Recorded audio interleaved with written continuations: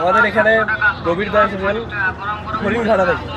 তো আমরা প্রবীর দাকে জিজ্ঞাসা করে নেবো আমাদের এখানে এসে কেমন কি দেখলেন, কীরকম তার ভাবনা চিন্তা, তার মনে কী চলছে না চলছে, এগুলো আমাদের প্রবীর দার মুখ থেকে আমরা সরাসরি শুনে নেবো। এবার প্রবীর দা, আপনার মতে কী বলছেন? তোমাদের সকলকে নমস্কার। দেখো, মন্দির, মসজিদ, গির্জা যাই হোক, মানে ঈশ্বরের যেগুলো স্থান, সেখানে কিন্তু অহিংসা শেখানো হয়, সেখানে মানুষকে ধার্মিক তৈরি করা হয়। অর্থাৎ যে মসজিদ বা মন্দির যাই হোক না কেন, সেখানে যারা আসবে, যারা তার অনুসারী হবে, তারা কিন্তু প্রকৃত মানুষ তৈরি হবে। মানুষকে কি করে ভালোবাসতে হয়, মানুষের কোনটা কর্তব্য, কার প্রতি কতটুকু ডিউটি করতে হবে, সেটা কিন্তু এই মন্দির বা মসজিদ থেকে সুন্দরভাবে শেখানো হয়।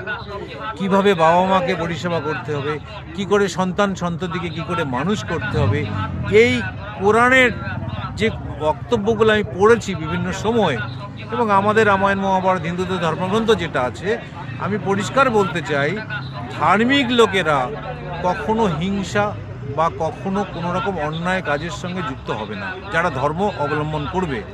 সে কারণে ধার্মিক স্থান হোক, অসুবিধা নেই।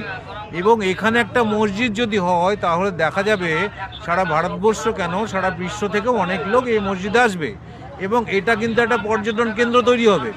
এবং আমরা দেখেছি, কোনো কারখানা যদি তৈরি হয়, সেই কারখানা যদি ঠিকমতো চলতে না পারে, কিছুদিন যদি পরে যদি বন্ধ হয়ে যায়, তাহলে সেই কারখানার যারা শ্রমিক, যারা কারখানা কাজের সঙ্গে যুক্ত, তাদের কিন্তু পরিবার নিয়ে তারা অন্ধকার ভবিষ্যতের মধ্যে ঢুকে যায়।